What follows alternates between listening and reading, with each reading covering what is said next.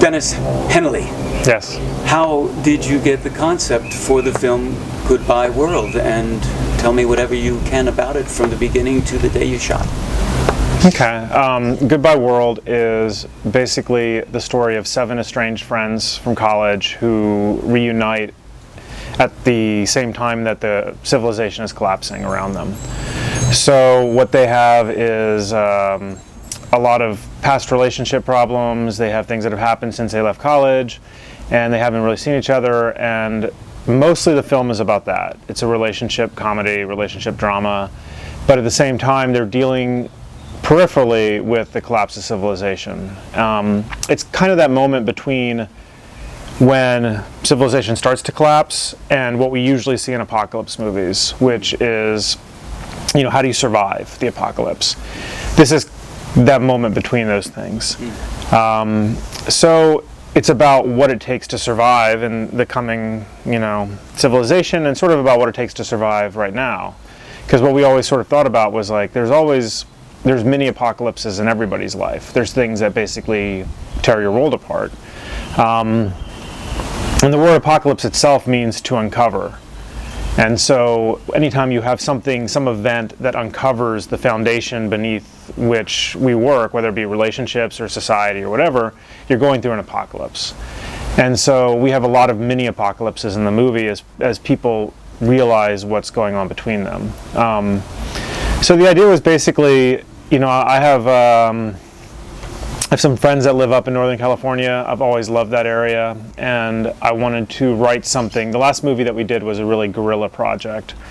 That was a passion project. We worked on it for like 10 years. We ended up shooting it entirely ourselves in like a guerrilla documentary style, and it turned out really well. But I wanted to do something that was a little bit more contained, you know, kind of following the idea of like shooting at one location for a while and working with an ensemble of actors. And I love apocalypse stories. I love, you know, it's inspired by The Big Chill, obviously. It's sort of like a Big Chill takeoff in the sense of like, you have people that come back together because of some dramatic event. In The Big Chill, it's suicide. In this, it's the collapse of civilization. But the movie itself is not heavy and dramatic. It's a light film. So I had that general sense of wanting to do something like that. And I talked to a friend of mine who's a writer and asked her if she wanted to write with me, and she did. I liked her writing, and we spent like 3 or 4 months working on the script and revised it over and over again. My producer from Bold Native, which was the prior film, Mary Pat Bentel, she came on once she had read the script, and when we finished the script and we started to look for money. I had somebody who was interested in investing because they had liked Bold Native, and so we had part of the budget from that person. You know, Give it to you. Yeah, he was basically like, I want to invest in whatever you do next, and he liked the script and he was interested in doing that. So we had part of it, which always helps, because you can say you're not doing the whole thing. So we went to a number of places. Mary Pat did. It's always cast contingent to a certain extent when you're going out and looking for money from people you don't know. And they were looking for something. They happened to have an amount of money to invest in a film that was exactly what we needed. And we met them. They liked Bold Native as well, and you know, came on with the rest of the money. And then there was a couple other people that came in for small amounts. That was very helpful. But it was mainly those 2 entities. Both of them came because of Bold Native. I mean, so to that extent, I can say that like, there's no doubt that if we hadn't gone out and made that movie on our own for no money and spent the time doing that, that we wouldn't have gotten investors for this one, because it said that we knew how to make a film with, you know, 30 grand. So like, and we knew how to make that film with 30 grand because we'd spent 10 years learning how to make films, making documentaries. So like, as always, there's no like fast way to getting to the thing. We knew because of the movie that it's like an intimate, smaller movie. It wasn't an action movie about the apocalypse, you know, so it's never going to be like a huge budget. It's going to be like a small, intimate budget.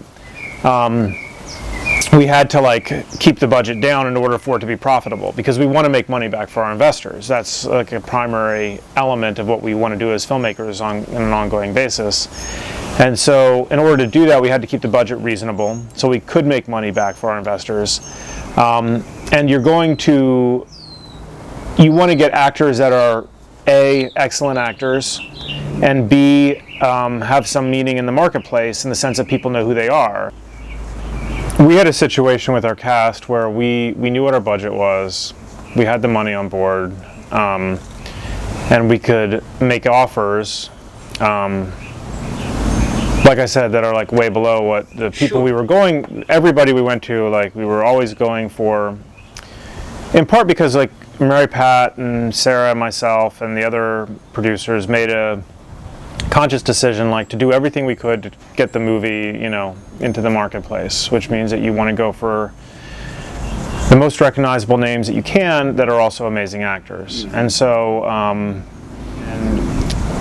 when you're dealing with trying to get 7 people onto a movie like this, it's challenging. We were casting up until the day before we started shooting. Wow. Which is not an ideal situation, because you know I generally would prefer to have rehearsal time and time to like get together with everybody, and like we didn't have time to even do like a table read or any of the normal things you would do to really solidify the dynamic of the cast and to work on stuff. We were really sort of thrown into the fire, not knowing each other.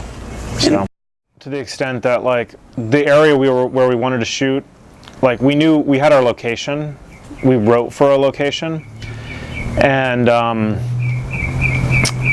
we wanted to shoot there in the summer, and it's wedding central, this area in Northern California, and there's no like hotels, there's not like a Holiday Inn or a Travelodge or anything. Like basically there's vacation rentals and some small inns that have maximum 10 rooms.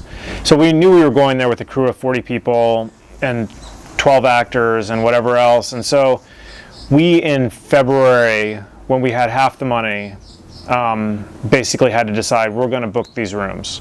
So we booked 60 rooms for 3 weeks, starting July 9th, I think, in this area. And we were locked into shooting then because the rooms were not available before and they were not available after. And we figured if we didn't get the rest of the money, we would just downgrade like the production elements and shoot it more like Bold Native. I mean, we knew how to make a movie for very little money, so we knew that like we would make the movie at those dates. We wanted to get the rest of the money so we could make it the way we intended to, and we did. And certainly having that deadline helped with that, because it was a moving train, and moving trains are basically the most attractive investment vehicle for anybody. Yeah, I mean, most of the film takes place in and around this one house, but we had a lot of great support from the area where we were shooting.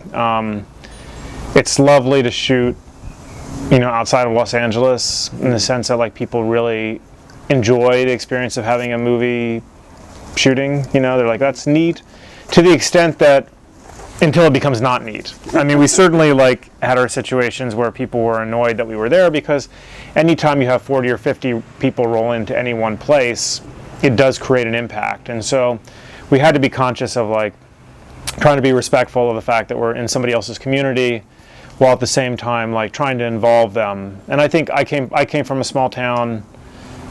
Sarah and Mary Pat both Mary Pat came from an outskirt of Chicago. Sarah came from like a smaller town. Like, so I think we all understood like how small towns work, which is you just have to be respectful of people. And so like we had a great relationship with the community, and but mostly we were at a private house. So like I think we had 4 or 5 days out and about in the town, and we had a lot of people come out and be in the movie. So locals. Yeah. Yeah, there's a scene where our heroes end up at an encampment that other people in the community have formed, and our heroes are basically like, you know, privileged upper middle class, upper class individuals, and like they literally live like in a house on a hill, and around them, you know, there's a different situation developing. as people are responding to the collapse of civilization, and it's a little bit more desperate, and they're being taken advantage of by some bad people, and like, you know, that aspect of how other people deal with the same situation starts to creep in at the end of the film and becomes more dramatic. And so they find themselves at this encampment, and you know, we had a bunch of townspeople there, and that was really fun to have people from the community, because, you know, and they were great actors. I mean, it was like, you could not get better acting. Like, when I would say, like, okay, when this happens, this is how you feel, like, they really put everything into it, you know, in like a very authentic manner, you know, that you wouldn't get necessarily in Los Angeles. So it was cool. Well, our ideal situation is to sell the movie to a distributor that would then take it out into the world. We've done 2 films before this. We did a film called Rock the Bells, which was a documentary about a concert promoter trying to bring the Wu-Tang Clan back together for a show. That one, we played festivals for like 6 or 7 months internationally, and then it eventually sold to Warner Home Video.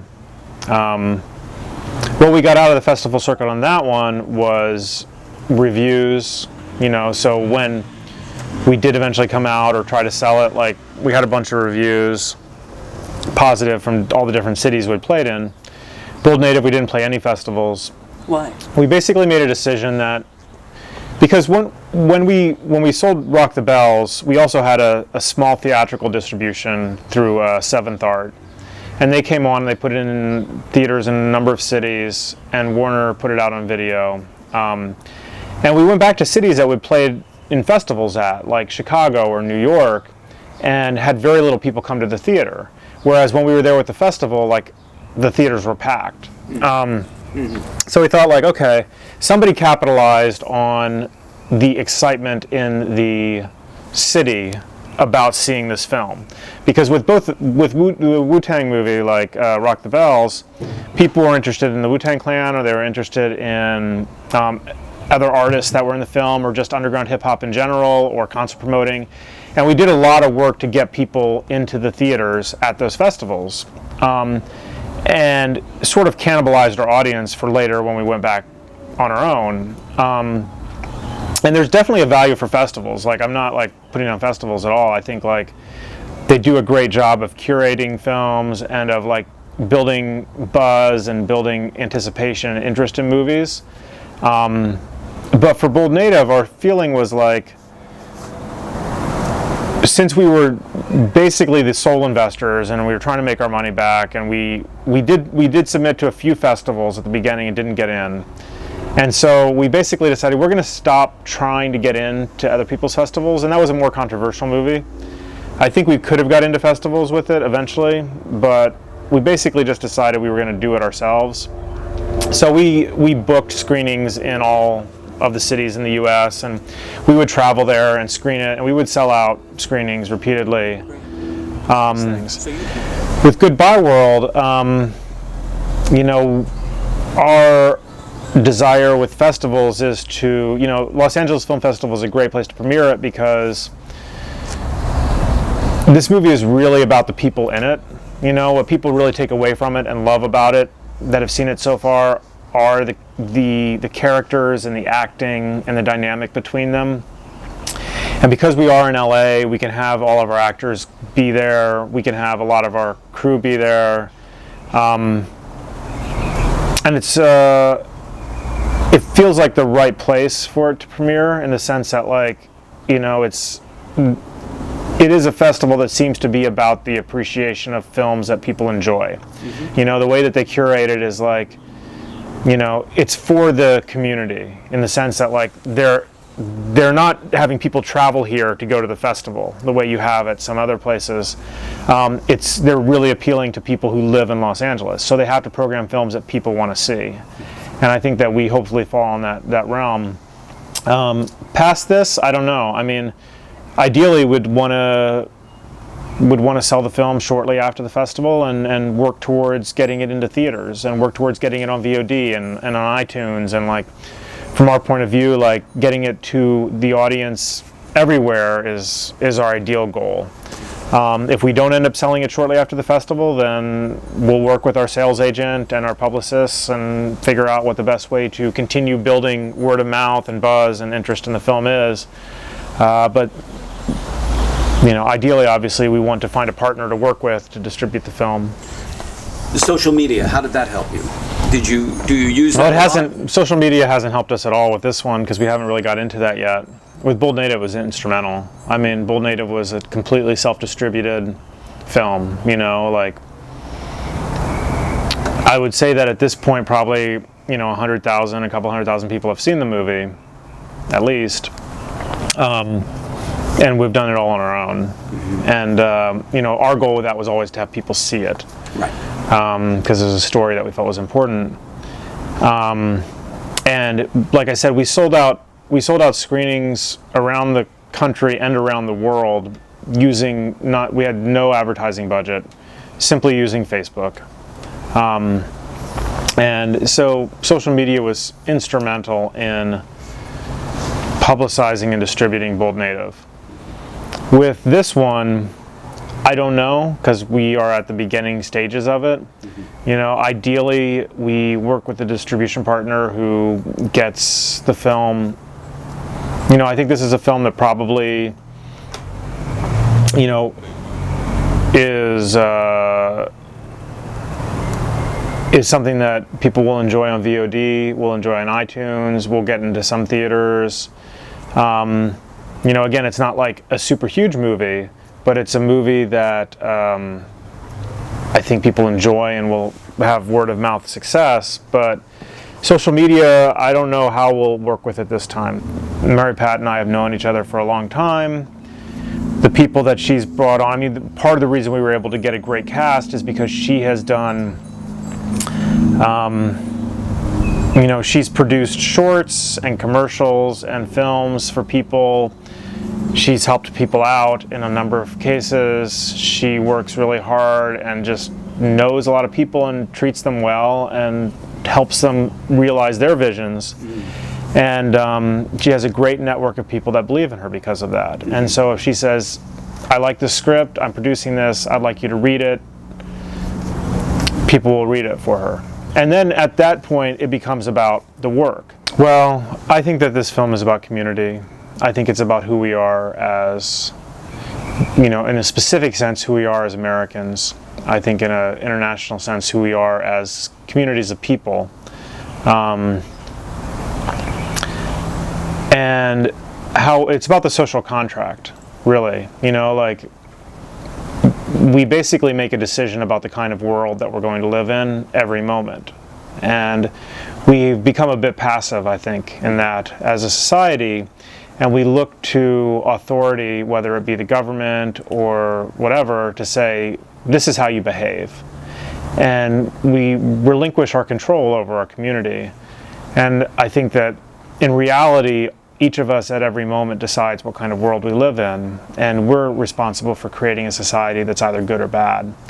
And that, I think, is what's so appealing about these kind of movies, whether it be something like The Walking Dead or, whatever, where basically you're looking at people who are responsible for their own actions and they're responsible for the world that they create.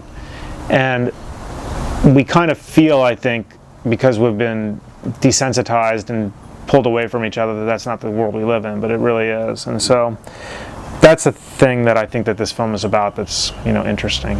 Are they conscious that the world is coming to an end around them?